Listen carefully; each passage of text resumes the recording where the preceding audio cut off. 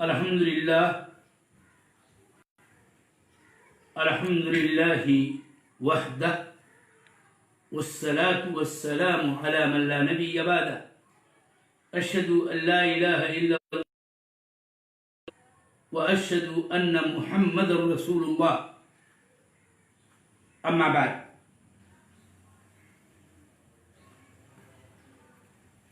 اہل بدعات صفات کے باب میں خصوص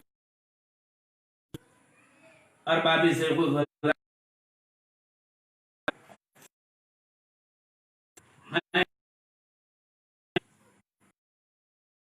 اشد تر جہمیہ اور اس کے بعد کے جو بھی باب میں ان کی گمراہی کی بالخصوص اس نقطے بات کو سلف صالحین کے اعتقاد و منہج کے اعتبار سے نہیں مانتے، اس کی اپنی ایک اصل ہے،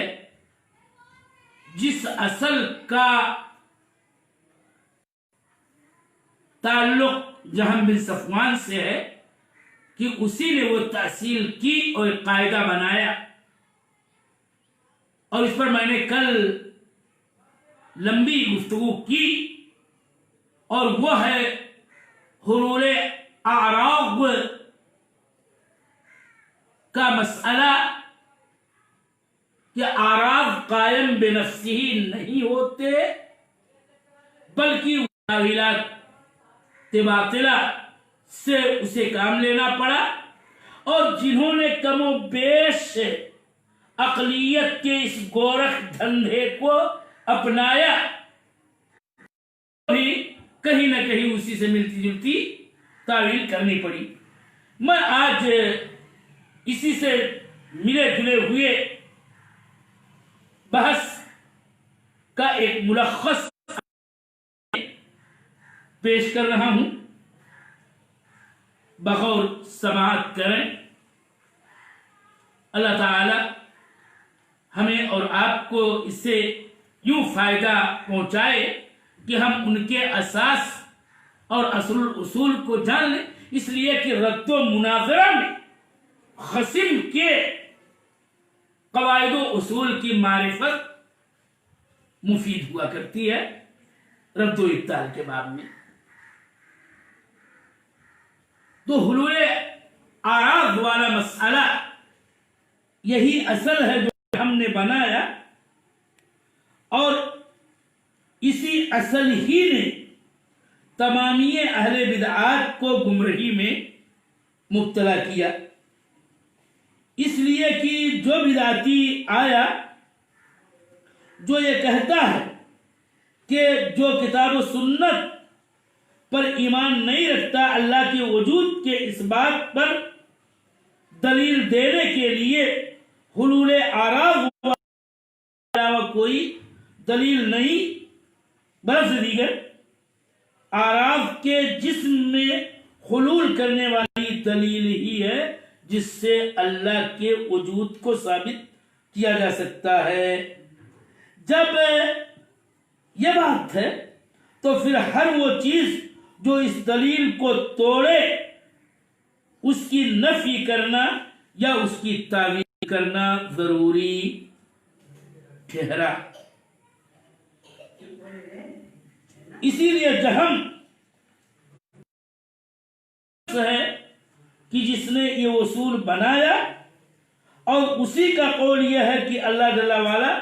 صرف ایک صفت وجود سے ہی متصف ہے۔ اب ایک سوال، کتاب و سنت میں وارد صفات کے بارے میں جہم کیا کہنا چاہتا ہے؟ جہم بن صفوان هذا المعطل الذي قتله خالد بن زید القسری، وہ یہ کہتا ہے کہ یہ سب الگ مخلوقات ہیں، یعنی وہ سمیع و بصیر کو مبصرات اور مسموعات مخلوقہ کے معنی میں لیتا ہے۔ ایسے ہی تمام صفات ذاتیہ یا فعلیہ یا اختیاریہ سب کی تعلیل کرتا ہے، اور مطلب یہ ہے کہ وہ کہتا ہے کہ سب الگ مخلوق ہے۔ جہم و جہمیت کے بعد معتزلہ آئے،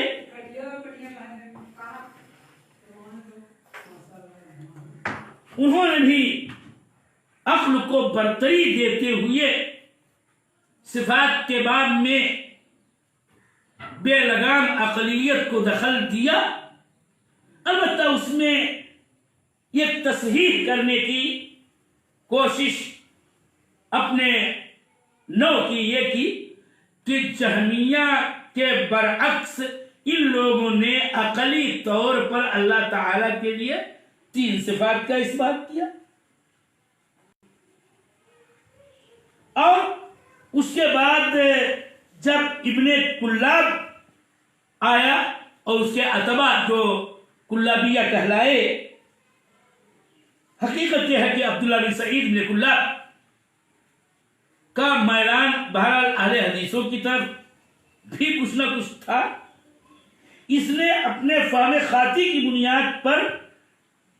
ایک الگ کوشش یہ کرنی چاہیے کہ مدرسہ عقلانیہ اور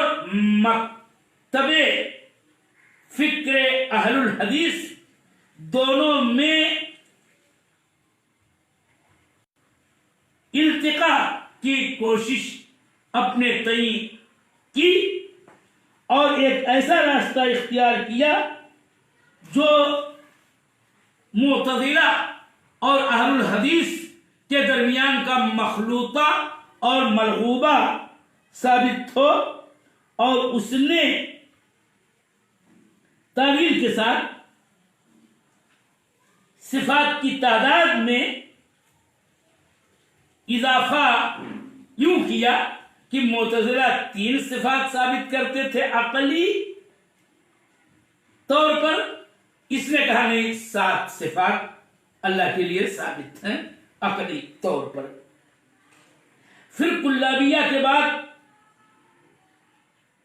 اشعریہ ماتریدیہ آئے، ان لوگوں نے ایک صفت کا اور اضافہ کیا اسی پر،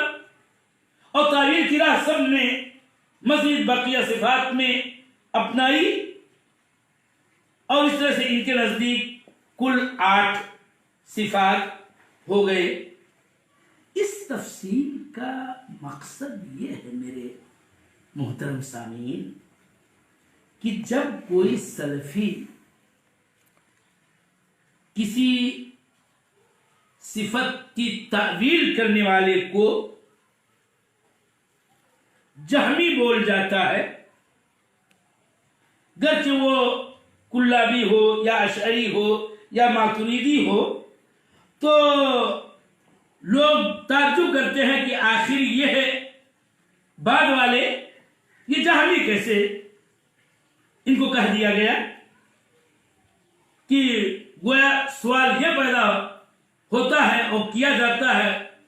کرنے والا کر سکتا ہے کہ آخر آپ کسی اشعری یا ماتریدی کو جہمی کیوں بولتے ہیں؟ اس کا جواب یہ ہے کہ در حقیقت اس اشعری یا اس ماتریدی نے صفت کی تعویل کی جو راہ اختیار کی ہے وہ در حقیقت جہم کے بنائے ہوئے اسی اصل سے کسی نہ کسی درجے میں راضی ہے جو اس نے ایک قاعدہ کے طور پر اخذ کیا، اور اس طرح سے نفی و اثبات میں جو ان کی تاثیر اور ان کا طریق اس سے راضی ہے کہ جیسے اس کے بعد کے آنے والے معتزلہ کو مجاز اور تعویل کی راہ اپنانی پڑی تھی، نتیجتاً ان کو بھی تعویل کی راہ اپنانی پڑتی ہے، جو در حقیقت تحریف نصوص کتاب و سنت کے علاوہ اور کچھ نہیں، اور نصوص صفات کے ساتھ تلاعب یعنی کھلواڑ کے علاوہ کچھ نہیں ہے، جس کا معال آخر میں یہی سامنے آتا ہے کہ وہ حقیقت میں اللہ تعالی کی صفات کا اس کے شایان شان اثبات نہیں کرتے، نہ اس بات کے قائل ہیں، بلکہ اگر صحیح معنوں میں دیکھا جائے کہ چونکہ حق معنی کا انکار کرتے ہیں، اس لیے وہ نفی صفات اور انکار صفات کی راہ پر گویا ہے، اور اسی لیے ان کو جہمی کہہ دیا جاتا ہے۔ اور اسی لیے اس تفصیل کا مطلب یہ ہے تاکہ آسانی سے آپ اور ہم یہ سمجھیں کہ جن لوگوں نے کتاب و سنت کے دلائل اور ان دلائل کی سادگی اور موضوع پر استدلال اور اس کے صاف شفاف طریقے سے راضی نہ ہو کر کے عقل کی بے لگام تقدم اور برتری کو اپنایا، انہوں نے حقیقت میں کتاب و سنت سے ثابت شدہ صفات باری تعالی کا صحیح معنوں میں نفی و انکار ہی کیا ہے، اور اس کی وجہ یہی تأصیل اور یہی اصل الوصول ہے کہ جس کا اصل بانی اور مؤسس جہم بن صفوان هذا النافی المعطل ہے، جو معتزلہ کا بانی مبانی ہے۔ اللہ جل وعلا ہمیں کتاب و سنت کو منہج سلف کے مطابق سمجھنے کی توفیق عطا فرما، خواہ وہ عقائد کے ابواب ہوں اور عقائد میں صفات و اسماء کے ابواب ہوں، یا کوئی بھی دین و شرع کا باب ہو۔ والسلام علیکم ورحمۃ اللہ۔